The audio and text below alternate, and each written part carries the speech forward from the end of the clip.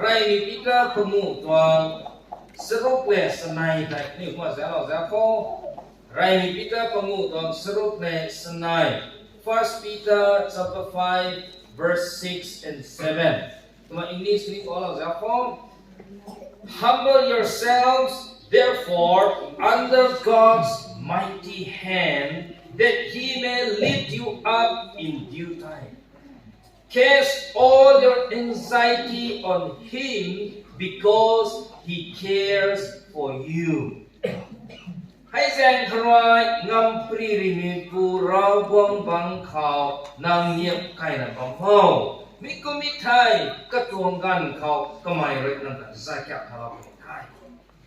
นักทวงกระดันมีกวยใจก็เขาก็ว้าวกำลังทอก็ไม่นั่นแต่กระดันนะบ่ไม่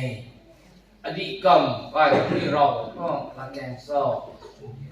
Casting all your cares on the Lord นักทวงกระดันมีกวยใจก็บอกไม่เข้าเราไม่ทายยิสุคริสต์ของเราโอ้มีแห่งอาคารนี้ไปนะครับไปเรียนไม่ต้องไปเลิกของบ้านครับเป็นการใส่ให้อัตรงลุงนิ่งของเราได้ละก็สู่ลองได้ก็มาใส่เซลล์สิ่งให้ก็มามีตรงเต็กเซ็ตซูสิ่งให้เนี่ยมีตรงกันดีเราเขากระดันไม่ทำไมไปนั่นเองมีตรงกันดีเราเขากระตวงลุงไก่ไม่จะมีนี่อันนี้ไปนั่นเอง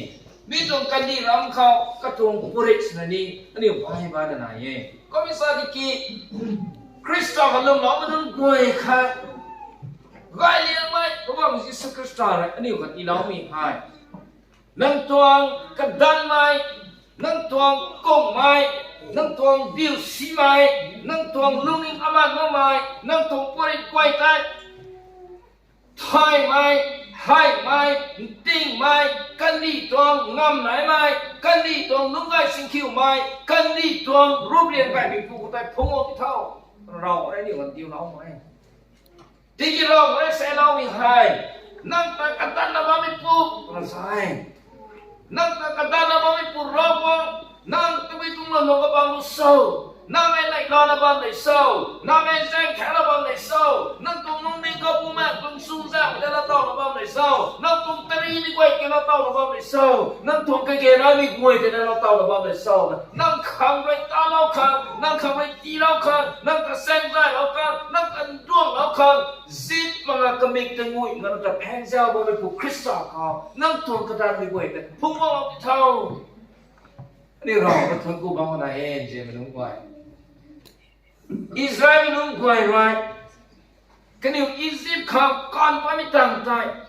กันอยู่กวยตรงเชลเลนส์อะครับอันนี้เว้ยอันนี้คริสเตียนตรงพันธีเขาอันนี้ยิสุคริสต์เขาลงเราคริสเตียนสุมิกันเขาอันนี้เว้ยยิสุนาบันเสดีอันนี้เว้ยคนนี้ไบเบิลเราสอนไม่ทันละสันไม่ก็สอนไปนะเรื่องมองคนนี้ได้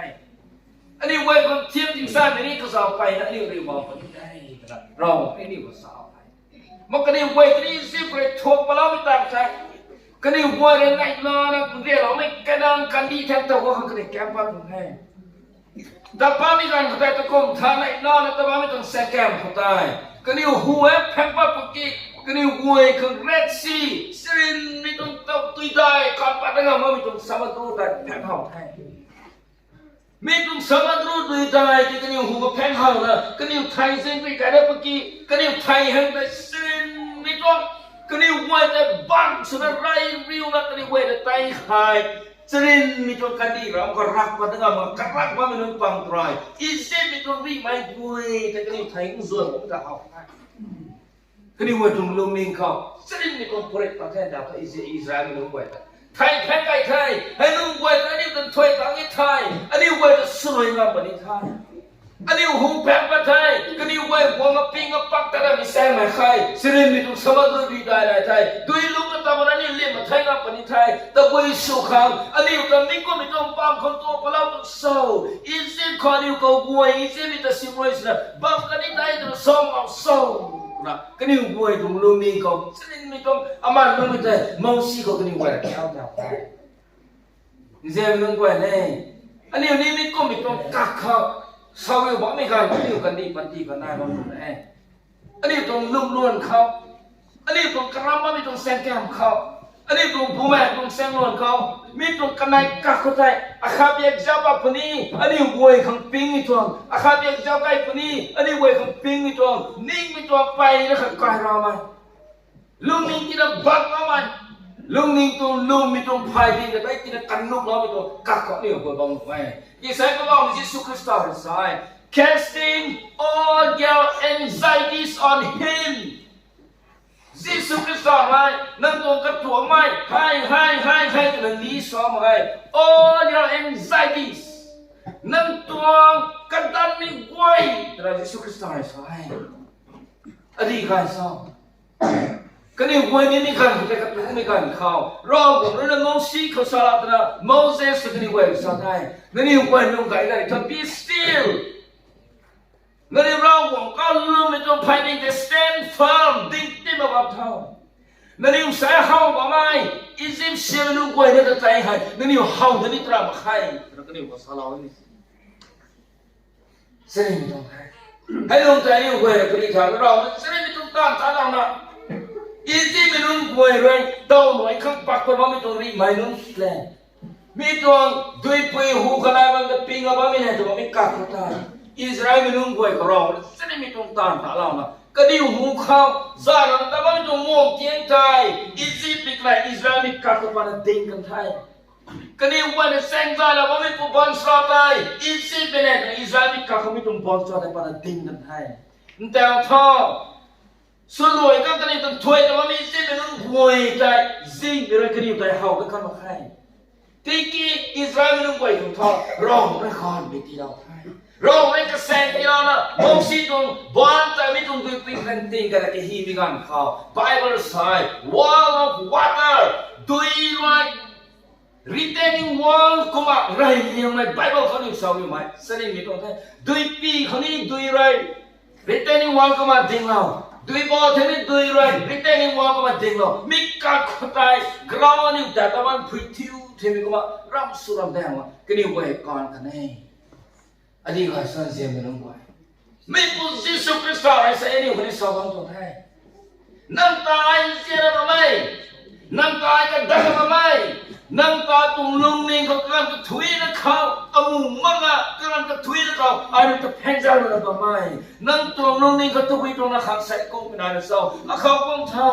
ไม่ใช่อันนี้มันแก่บางคนแทนเสียไปน้องกว่า Why should we cast our anxieties on Jesus Christ ต้องมีส่วนในการใครอันนี้ตัวกระตัวไม่กลัวอยากว่ายิสุคริสต์ผมก็มาไม่ได้สร้างเสียไปน้องกว่าอันนี้มันใส่ตรงส่วนคุยจะทออันนี้เราขัดกระเสียมขัดต้อนขัดแรงเราปูกันเขาอันนี้ตรงกุ้งมันได้ปูกันเขามันใส่กันดิตรงส่วนก็เอ้ยมีตรงโปรเรทไทยเรานั้นส่วนทออุกิลเขาตลอดอะไรไทยกันดิตรงให้ไปไล่เขาเราไม่ใช่เรานั้นผมไม่ส่งก็กันดิตรงงำเลยไม่ได้งงเสียสุดก็ไม่ไรไทยอันนี้กันดิตรงมันใส่ตรงส่วนก็ต้องไปเลยกี่รอบไม่ใส่ลุงเราไม่ลุงไว้ก็ใส่ให้ตลอดไหมนั่งตัวกันดันไหมนั่งขันตุบีนอยโซ่มีใจรำบากไม่ได้กับพงงเร็วเพราะว่ามียิสุคริสต์นะครับพงงงแต่ไม่ส่วนไม่แจ้งใครก็ลำตัวยิสุคริสต์เท่าโซ่ Jesus is our provider ยิสุคริสต์ให้อันนี้ขันก็เกี่ยน้อยมีมวยที่เราไม่พูดได้ไหมอันนี้ไบเบิลเขาจะเอาจาก Old Testament กันเขาอันนี้มันง่ายกระทายเขาอยู่ตรงบางตายอันนี้จะเราจะคออันนี้มันง่ายกระทายไรมี First King chapter 17 to verse 12 กับ Bible ก็มาใส่ First King chapter 17 to verse 12เราต้องละแก่ท่าน As surely as the Lord your God lives, she replied, I don't have any bread.Only a handful of flour in a jar and a little olive oil in a jug. I have gathered a few sticks to take home and make a meal for myself and my son that we may eat and die. ไม่ปีก่อนเอลิซาก็ไหนไม่ปีขอร้องไม่ใช่ปีก่อนก็ไหนคำขัดคนที่เราก็ไม่ปรีเลย ให้ปุยแต่ใส่ลิซ่าคนที่สามวันนะก็ไม่ได้ก็มาสอบก็ไม่ได้สอบเลยนั่นตัวเรื่องราวของสังกัดเรื่องเรื่องบ้าไม่ก็มาอาคำเตียนข้าศึกนี่แม่ให้อาบอนตัวข้าเราบิวน่าไม่คงเตียนตัวเนี่ยโอลิเทลสุกัยไปแล้วกันไหมไอ้ไม่ให้ทิ้งเสียงไงกับการคุมบวงนะมีประมาณสิบตัวนะอันน้องเลยอันไหนผมไม่กับเจนอะไรเลยช่วงตัวนะให้จะลุยกันต่ออันไหนให้ไทยเราของข้างขวดของมันดีไทยไม่ตรงปรีแต่นี่หัวนะไทยเอลิซาขันตาละเว้ยที่มาไปตรงกระต่ายนี่เต้นกันสาวๆครับเฮ้ยไปตรงเสรีไม่ตรงกับเขาทวนแถวนั้นทั้งอันหนอกันไหนอันไหนไทยเราขันนี่ไทยจะมีส่วนนี้ครับบ้านมีส่วนไหนนะกันดีเราเขาลาสอบสั้นในไทยอันนี้มันใส่ไว้เขาไก่เงินเขาไก่เขาไทยกันเราไว้ไทยตัวนี้อันนี้มันใส่ตรงส่วนมันนุ่มไหมมาเปลี่ยนมาลูกนิ่งสิ่งกระจังพวกเขามันใส่ตรงน่วงของมันอันนี้ซอดีไทยไทยก็ไม่รู้ว่าตรงนี้ไทยไทยก็ไม่สิริแก่ไทยอันนี้มันใส่เขาปัดมองมาปาได้อาศัยปีโมงคนนี้ปัดตรงไทยอาการเอลิซาร์นะอาคำดุยโลวงเงาเราสาวไทยมีต่างกันกับไม่ล้อตะกัมเตี้ยนั่นเองครั้งนี้ก็บีวงเงาตัวนั้นให้คุยตัวสาวไทยโอ้น้องเรนลูบอกไม่รอว่างก็สังกัดเลยกันริกมาไม่ก็มาตัวสาวให้ปีใหม่ปีให้นุ่งกระหัตกระทอก็ไม่อิสราเอลมีปุริในรอบว่าคนลุ่มมันก็ไม่ปีสมรภูมิไปก็ไม่เซนต์ได้ปีสมรภูมิไปก็เขาเนี่ยมันไม่ตรงปุริตัวเลยก็ไม่นิ่งมันไม่ได้ก็ไม่รอปัดตรงอากาศเขานั่งขังเตียนไปเสียมเราก็รับกันสิ่งนี้ไม่ให้อากาศมันเตียนไว้ไหนไม่ให้มีบอลเขาก็มาเราปฏิบิวหน้ากว่าขนาดให้อากาศเขาไม่ตรงเตียนแต่ก็เสียมสอดทุกครั้งโอลิฟทับปฏิเลยลีกันเราไว้ก็ได้ดรอปไหนให้ตายไอ้เนี่ยอันนั้นก็คำเลี้ยงไม่ตรงเต็กตรงแต่เราก็ไม่ทันไอ้สายไปปันนะทิ้งเสียงสายอะไรขวบมาไม่ให้ไม่ต้องทิ้งเสียงไงกูนะมาสุดเอาละติดได้ไม่ตายอันนั้นก็ได้คำเลี้ยงไม่ต้องเต็กตู้สายตู้เราละพวกนี้ตายอากาศเขาตู้ดักข้างในใครก็ไอ้นี่มันคนที่ไหนข้างในใครไม่ก็ไอ้คนที่ไหนข้างในใครแต่มาตรีละอะไรเดี๋ยวมูมันไทยเราของมันก็ขัดมันไม่ไทยใช่ but the Lord provides ที่เราเอ็กซ์เรย์ไม่ต้องการอะไรก็อิลิซาเรสมิตายวิมายปิดปีนตันกันก็ไปก็ใส่แน่อิลิซาครั้งนี้ไม่ปีครั้งนี้ก็ได้ก็ได้ก็เราบอกว่าติ้งที่ว่ามักสันแต่ติ้งไม่ปุ่มก็ได้ตรงเตียนเขาก็ตรายมีตรงอลิทาวน์ไปติ้งไม่ปุ่มก็กลายเป็นอะไรไม่อิลิซาครั้งนี้เราบอกว่านะวัดมันสัปไลส์เราไว้อันนี้เราต้องทนกูบ้างไหนเสียงกูบ้างอันนี้โควิด-19 ตัวอันนี้ผมอินเดียเขาใส่กงกันได้อาครั้งนี้มีตัวเสรีมีเราต้อง medical ใส่กันอยู่ตรงนั้นโควิด-19 หายอันนี้เขาใส่กงบนไทยลงตามใส่กงบนไทยก็มีตรงกงไม่กันได้ก็ลงเราไม่รู้ตัว Ministry Partners in Right Information ในวงไทยนั่นนี่คนนี้ก็ตรงไม่ใช่ในวงบนไทยนั่งตรงแต่แม่น้องกระจายกระจายนะนั่งตรง pastors นุ่งกวยเขานั่งขังก็เห็นอะไรปรีดนั่งรอตะเขาก็นี่เราสาว first information วงเขาไอ้นี่แต่อันนู้นนี่ก็กระขันก็กุ้มมาให้กุ้มอีกตรงอาคารเรียนรองตรงปุริตรงนายปรีเนี่ยไอ้รอท่านที่สองมากุ้มแท้อะไรแต่ป้าขันก็เต้นนะครับปุ๊บตามแบบของมันท่านหัวนักสั่นให้นั่งท่านอีกท่านมาสอบไอ้ท่านมาไอ้ตัดท้องก็น่าบอกนะไทยหัวนะไทยตู้ไทยไอ้ท่านมาไอ้ตรงนั้นก็พูดไทยต้องไปสุดตลอดตัวเจ้า사람은 사태 꿈이가 무서워 통미면 또 아예 그때나 롱닝 카 롱닝 티야 마이스니 들어가 미삭 마이스니 아예 깜짝을 해 알아가 깜짝을 하나는 거에 또 프리하이 아또 파스 쓴 거에 또 아니 또 다운 차스가 아 라다 아또 파스 쓴 데가 뭐라나 아또 파스 쓰에 아빠네 아니 또 간이산에 믿고만 해 아니 와야 까콘 거라고 믿고 말래요 이거 맞기나 해 믿고 미간 믿고 믿고 버리 돼 그거 만나는 거 해. 그리고 뭐야 로하나 다 해. 메강 가비에서 밀랍시아 돈 해. 나이다 밤에 그날 쌈돈 해. 베깅 수다 밤에 그날 베가가 그날 쌈돈 해. 따라도 돼. 베가리 돼 가면 사. 아니 크리스티안 도 간디 같나. 미가 이제 로무 또 타임 는데나 미네 다이 인지엔 몰라온데나 해. 비 가비엔 사다도 베가 나이다 밤에 돈 해. อันนี้ให้ตู้ข้างแม่คนนี้แท้อันนี้ให้สร้างข้างแม่คนนี้แท้อันนี้ไว้ให้ติ้งเจนน้ำลายข้างแม่คนนี้แท้อันนี้ไว้ให้เลือดทนน้ำลายข้างแม่คนนี้แท้อันนี้มันใจสุดท้ายอันนี้เรื่องตู้ไม่ให้ที่มีคอยสู่ตัวไทยอันนี้เรื่องตู้ไม่ให้เห็นต้องไปสู่ตัวไทยก็ไม่ถึงพอแต่ตู้ร้องต้องมองไทยเสด็จไม่มองไทยอันนี้เว้ยของไปนะก็มีอันนี้คนนี้ไทยเบเกอร์สาวไอ้ตาบอกเสด็จไม่ต้องร้องเรื่องตาเราไหมอันนี้ต้องพาสต์นุ่งกุยร้อยหุยไหนเราไหมสู้เรามันนุ่งกุยเราหุยไหนเราไหมก็ไม่รู้นะตาเราไม่กุยแต่ตาเราเสด็จไม่ต้องล็อกดาวน์กันครับอันนี้ต้องสโตร์รูมครับนั่นเซนเบคไฮอันนี้ normal คนลงมามีการเข้าอันนี้ nearly นั่นเซนเบคไฮ to build นะครับบุกของ store สว่างไม่ได้ล็อกดาวน์กันเข้าอันนี้ต้อง store room เขานั่นเซนเบคไฮรอวงรักผู้ขัดมาไม่ extra for 2 months store สว่างที่เราเนี่ย praise the Lord praise the Lord ใช่ไม่ต้องให้เสียมันนุ่งกว่า Jesus is our providerอาศัยนักขังตัวพิจงนั่งลงนิ่งเขาแล้วเขาพูดในความเศร้ารอบของไทยเองอากาศ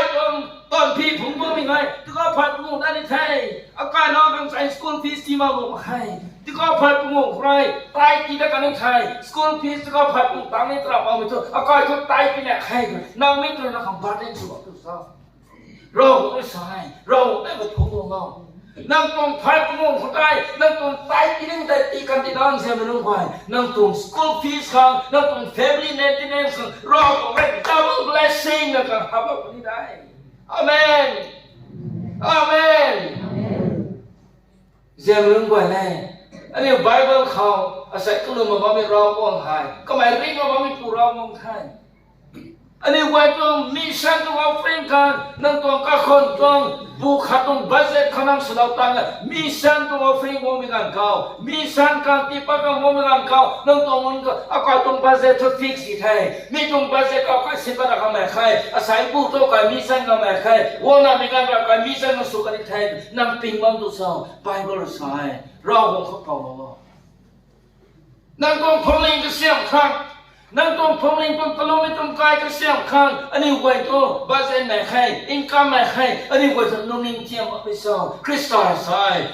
casting all your anxieties on him นั่งตรงกระตันมีไว้ใจเพราะว่ามันยิสุคริสต์กับพงของเราก็ไม่ไรอันนี้ไว้ตัวเลี้ยงลายตลอดไปไทยอันนี้กำกับไม่ต้องนักแกงซ้อนเสียมันไว้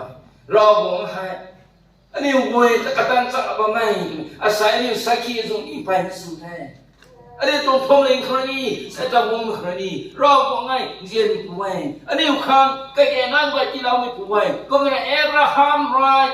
ก็ตรงสรินมีตรง sacrifice ลงนิ่งสิ่งเลยกันหนอแต่การเราลงไปเราบอกไรก็ตรงนิ่งสิ่งแต่ห้องแล้วนะกันหนอถ้าสวยไม่มีพอแล้วสิ่งเราไม่กระดิ่งกับที่เราที่นะ Jehovah Jireh, the Lord will provide. เราบอกแก้วกันต้องใครอันนี้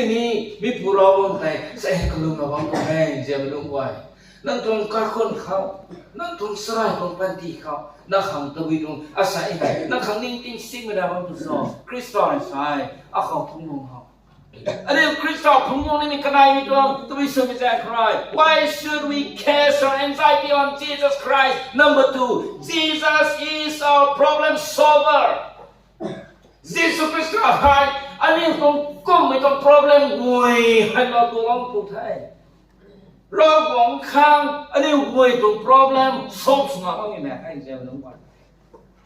Jesus Christ ข้างอันนี้ต้อง problem เขาก็ไม่ก็เจ้าว่าไม่ต้องบ้าแม่ให้Jesus Christ ข้างอันนี้ต้อง problem เขา solution ของว่าไม่ต้องแม่ให้ whatever problems that we face Jesus is our problem solver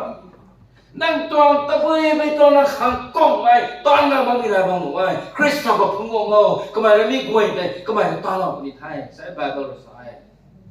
อันนี้กวยไบเบิลเขา Old Testament เขาอันนี้เจ้าของ Second King chapter 4 แต่ Second King chapter 4 อันนี้มีใกล้มีกระตุ้มอันนี้ถ่ายมาไม่ลงบ้างคันเอ็นเจไม่ลงไปรอหมดแล้วสิทุกตอนตั้งไป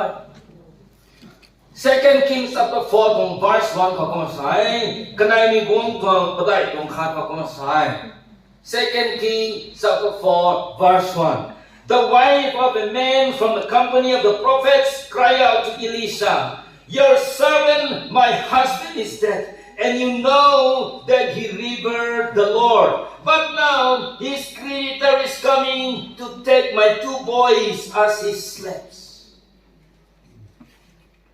Muzong nung pang kawami po daw try Elisha dahil mo ko masakay. Now bang po aban hay thai kan thai panang ai thai ai ko mai ring pau kan pai na ka sukong sumi puai tigin tao tho ko mai pau pau ai pu kai trai a de ko bong na ano nai dai ngai ka tum bang thlo ta kan ni thai na sai sering ai pai na pi ku problem hai karona solve su na ni problem na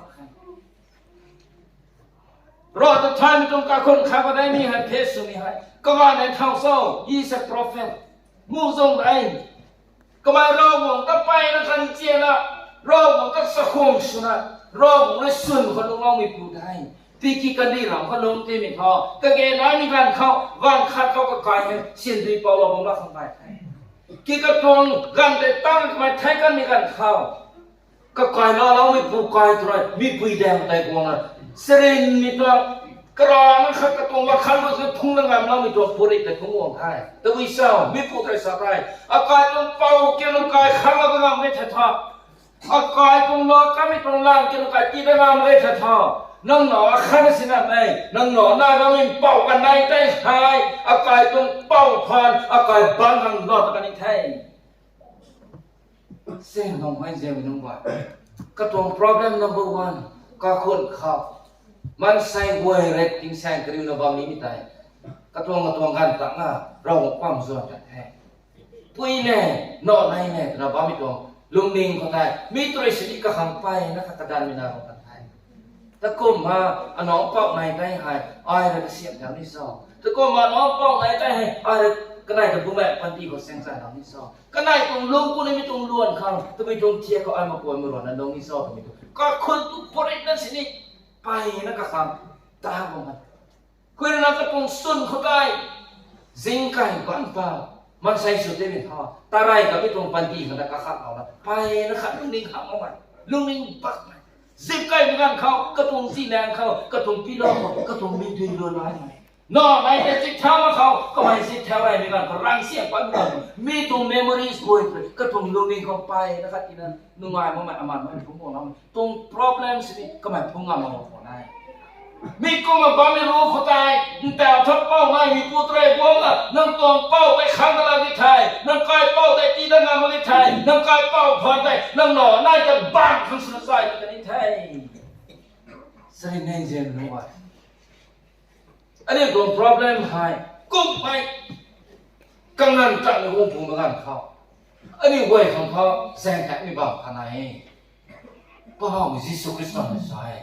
นั่นตัวกุ้งมีเว้ยกระดานมีเว้ยแต่เขาคงงงก็ไม่ใช่ Come to me all you who are weary and burdened and I will give you rest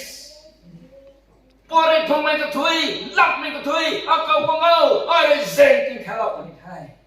เส้นมีตรง promise นี่ความเส้นมีตรง invitation อันนี้ก็สอนเพราะว่ามิจิสุคริสต์อันนี้ตรงบุญน้องมีผู้สุดท้ายอันนี้คำว่าการสังเกตหนึ่งว่าตรง family เขาก็อันนี้พูดกันขั้นเร็วมากแต่การมีตรงที่กุมไม่ได้ผมแต่วงคนนี้ปูแล้วให้ปูแล้วดินใส่ปูกษัตริย์สานาวิปียก็ไม่เห็นก็ปงเขาเส้นนี้ก็สุดท้ายเราไม่ต้องเคสที่ผมไม่ได้ problem ลุงมันแดงเหมือนกันเขาก็ขังงามมองไม่ตรงกันแท้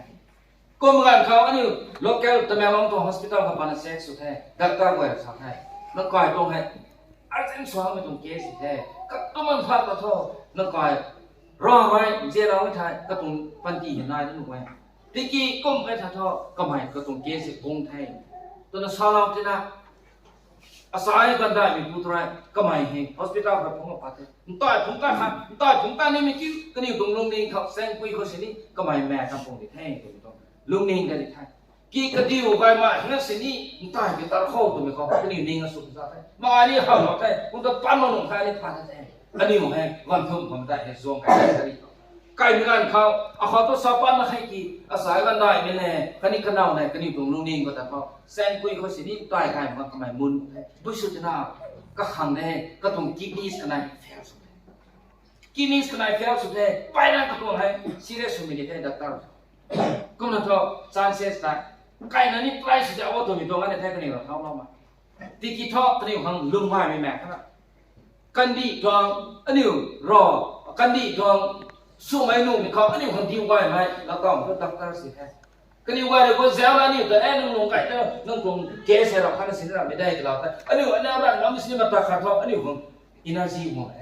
ที่กี่เซลล์ไม่รอเซลล์ไม่พูดดักขาดทองอันนี้ของปานนั่งไก่ตรงเกสไปนะครับแต่ต้องคริติคอลสุดที่ได้กินนั่งไก่สันเซลล์ทอดตลอดไว้ถ้าต่อลุงนิ่งก็ได้ฮอกแม่ไม่ต้องฮอกได้แม่นะตะไคร้บอกไม่ต้องแซงนวลแท้ที่คิดรอบุกเข้าผมงงเราไม่ก่อนเขายิ่งพาบอกไก่แท้จิตทรงไก่ตั้งแท้มันใส่เลยเส้นไม่ต้องรักสุดแซงไม่ขาดขวดแท้เดลสิสุขเกี่ยวจานแซงเราเขา